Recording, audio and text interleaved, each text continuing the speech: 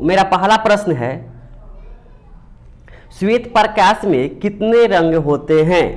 आपका ऑप्शन है ए 3, बी 4, सी 5, डी 7। तो आप सभी को पता है जब व्हाइट लाइट टूटता है तो 7 कलर देता है, यानी ऑप्शन कौन सा होगा इसका? Option D. कौन सा ऑप्शन?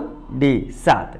तब चलेंगे हम लोग अगला प्रश्न, आपके स्क्रीन पे है ये सेकेंड प्रश्न। मानव नेत्र किसकी तरह कार्य करता है? ऑप्शन ए दूरबीन की तरह, ऑप्शन बी सूक्ष्मदर्शी की तरह, ऑप्शन सी कैमरा की तरह, ऑप्शन डी इनमें से सभी। तो आप सभी को बता दें कि जो हम लोग का ह्यूमन आई होता है, मानव नेत्र, वो होता है कैमरा की तरह काम करता है। तो सही ऑप्शन इसका हो जाएगा ऑप्शन सी। क्या हो जाएगा? ऑप्शन सी।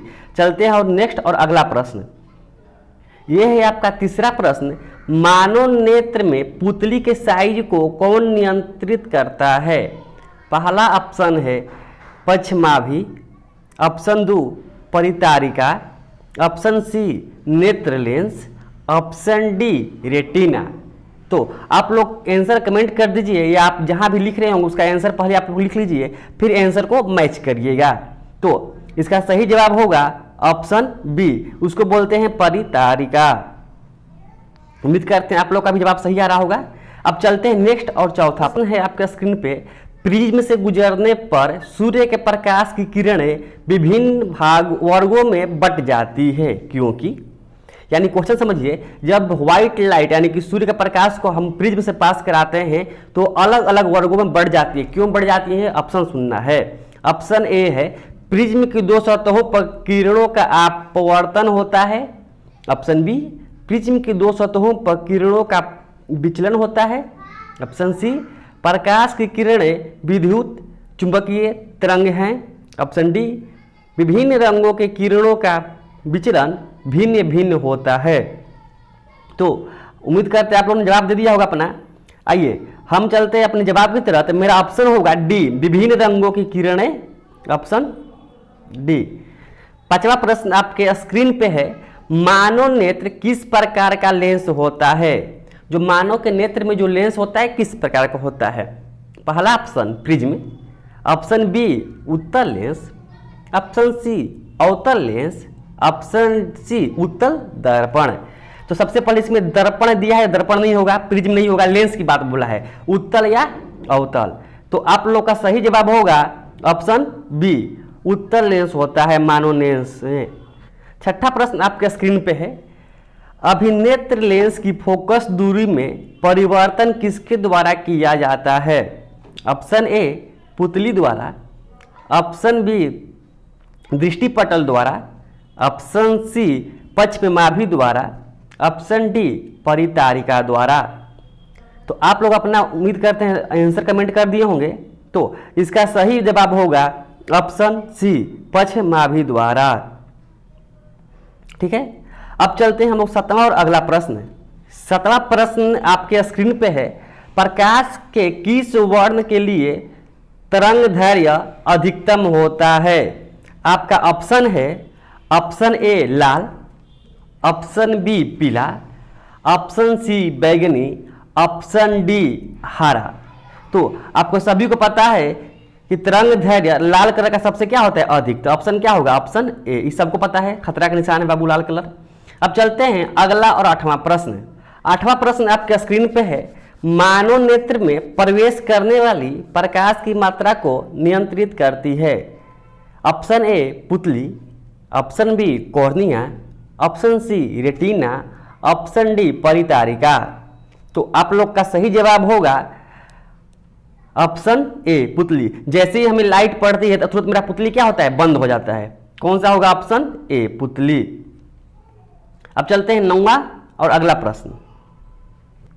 9वां प्रश्न आपके स्क्रीन पे है, जो नेत्र निकट की वस्तु को साफ साफ नहीं देख सकता उस नेत्र में कौन सा रोग होता है? जो निकट की वस्तु को साफ साफ नहीं देखता उसमें कौन सा रोग होता है? पहला ऑप्शन है दूरदृष्टि दोष, ऑप्शन बी निकट दृष्टि दोष, ऑप्शन सी जरा दृष्टि दोष, ऑप्शन डी वर्णधता। तो इसका सही जवाब होगा ऑप्शन ए, क्योंकि दूर दृष्टि दोष, इसको क्या बोलते हैं? दूर दृष्टि दोष। ऑप्शन क्या होगा? 10वां प्रश्न यहाँ पे है, मानव नेत्र के किस भाग पर वस्तु का प्रतिबिंब बनता है? ये आप सभी को पता होगा, बट ऑप्शन है iris, B cornea, option C retina, option D पुतली। तो बता दें कि ये सबको पता होगा, ऑप्शन कौन सा होगा? ऑप्शन सी, यानी ये क्या होता है? रेटिना पर बनता है। अब चलते हैं 11वां प्रश्न, सामान्य नेत्र के लिए दूर बिंदु क्या होता है? Option A 25 metre, option B 15 centimetre, option C 25 centimetre, option D अनंत। सामान्य नेत्र के लिए दूर बिंदु क्या होता है? तो इसका सही जवाब होगा ऑप्शन डी। क्या होगा? Option D Anant.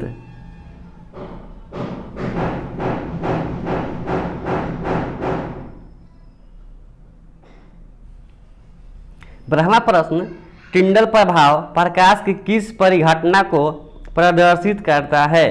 Option A प्रकाश का परावर्तन,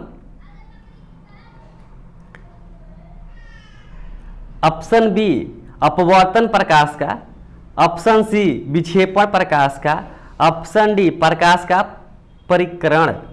तो आपका सही जवाब होगा ऑप्शन डी प्रकाश का परिकरण। अब चलते हैं 13वां और अगला प्रश्न।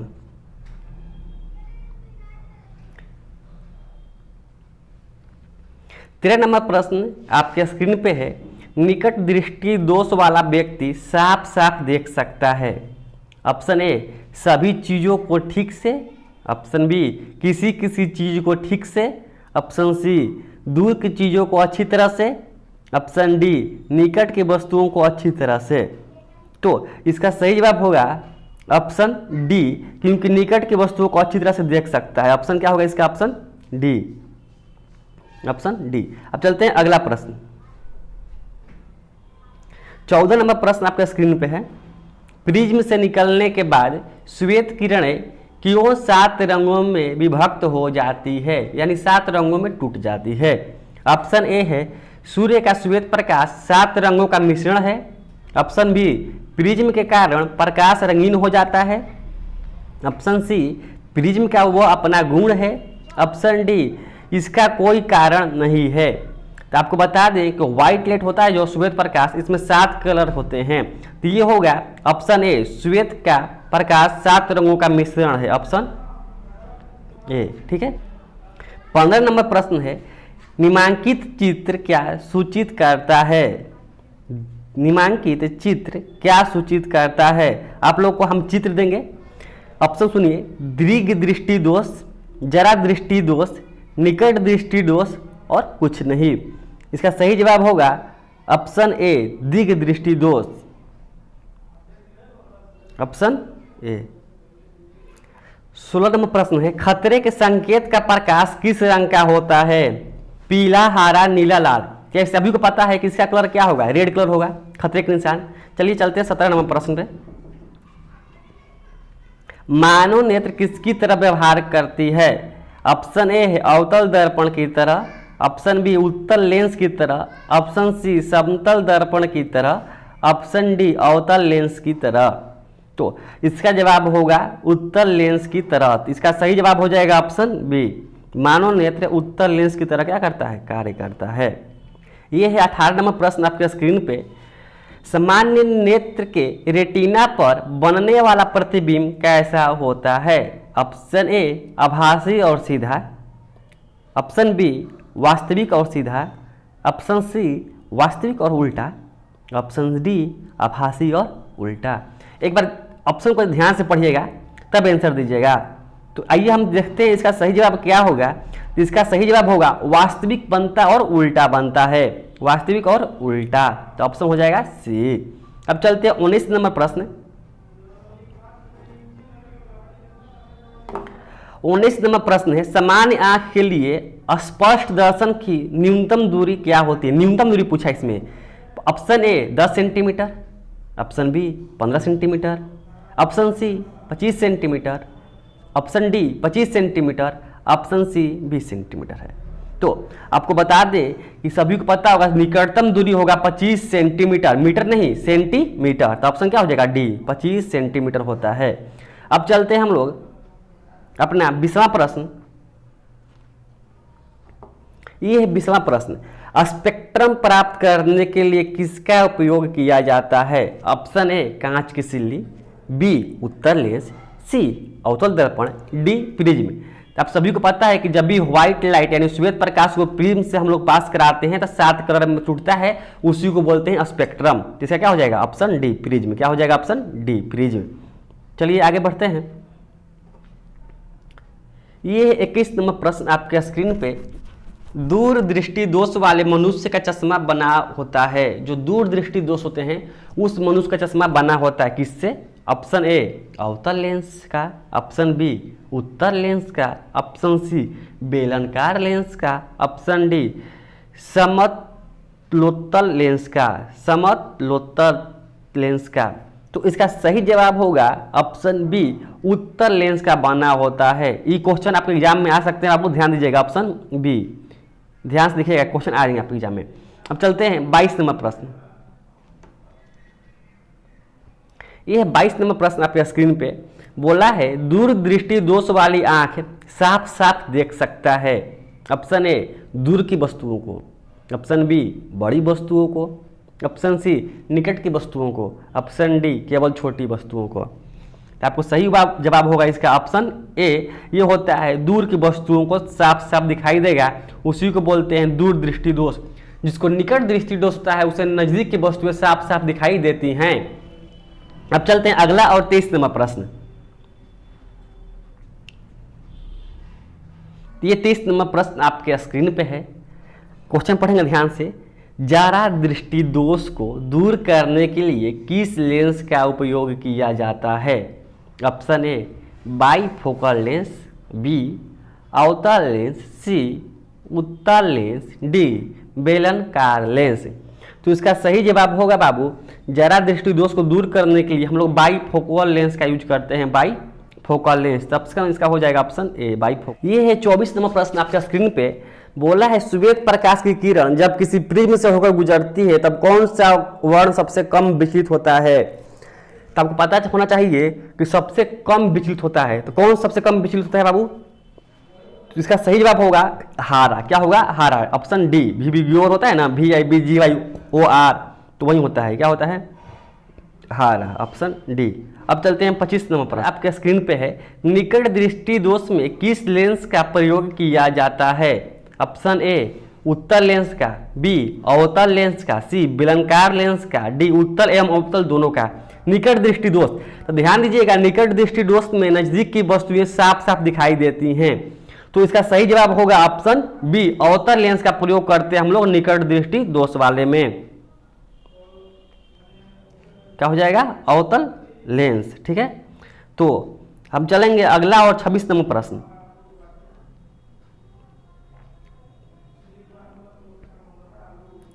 छब्बीस नंबर प्रश्न आपके स्क्रीन पे है प्रिज्म के भीतर से होकर गुजरने पर श्वेत प्रकाश के अपने विभिन्न घटकों के विभाजन को क्या कहते हैं?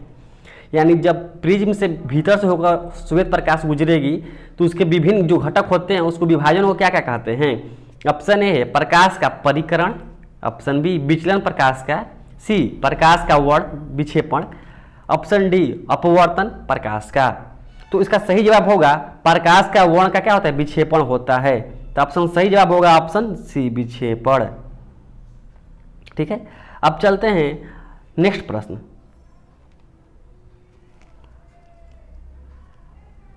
तो ये 27 नंबर प्रश्न आपके स्क्रीन पे है बोला है कांच के प्रिज्म से गुजरने वाले विभिन्न वर्णों की किरणों का विचलन भिन्न भिन्न होता है। ऑप्शन ए उनका अपवर्तनांक भिन्न भिन्न होता है, प्रिज्म की दो सतहों के किरण का विचलन होता है, सी विभिन्न रंगों का प्रकाश कांच की विभिन्न चाल से चलता है, डी प्रकाश का एक विद्युत चुंबकीय तरंग है। तो इसका सही जवाब होगा ऑप्शन सी विभिन्न रंगों का प्रकाश में कांच विभिन्न चाल चलता है। ऑप्शन, तो इसका सही जवाब होगा ऑप्शन सी। तो हम लोग ऑप्शन सी पर क्या कर दे, इसको टिक कर लेते हैं ऑप्शन सी। अब चलते हैं, दो क्वेश्चन और बच गया है। ये है 28 नंबर प्रश्न, श्रीगलों की व्याख्या कहाँ होती है? श्रीगलों की व्याख्या कहाँ होती है? ऑप्शन ए पुतली में, बी कॉर्निया में, सी मस्तिष्क में, डी रेटिना में। इसका सही जवाब होगा, इसका उपयोग होता है मस्तिष्क में। क्या होगा? Option C. ये क्वेश्चन भी अच्छा है, इसको भी नोट कर लीजिए। अब चलते हैं 29 नंबर प्रश्न, 29 नंबर प्रश्न। 29 नंबर प्रश्न आपके स्क्रीन पे है, नेत्र में प्रवेश करने वाली प्रकाश की किरणों का अधिकांश अपवर्तन कहाँ होता है? ऑप्शन ए नेत्रोद अंतरपृष्ठ पर, बी अभिनेत्र के अंतरपृष्ठ पर, सी कॉर्निया के बाहरी पृष्ठ पर, डी इनमें से कोई नहीं। तो इसका सही जवाब होगा कॉर्निया के बाहरी पृष्ठ पे होता है। ध्यान दीजिएगा, ये भी अच्छा क्वेश्चन है, कॉर्निया के बाहरी पृष्ठ पे ये होता है। अब चलते हैं लास्ट और अंतिम प्रश्न जो बहुत इंपॉर्टेंट है, ध्यान दीजिएगा। टाइप से कैलकुलेट कीजिएगा, तो आप कैलकुलेट करके इसका आंसर हमें कमेंट कर दीजिएगा। ऐसे हम इसका आंसर देते हैं, इनमें से कोई नहीं होगा, लेकिन जो आंसर आपका होगा वो हमें आप क्या कीजिएगा? कमेंट कीजिएगा। तो वीडियो अच्छा लगा तो अपने दोस्तों के साथ शेयर करें और कमेंट करके जरूर बताएं आप किस टॉपिक का आपको MCQ चाहिए, ताकि आपका एग्जाम अच्छा हो, आप भी 90% से अधिक नंबर लाएं। धन्यवाद।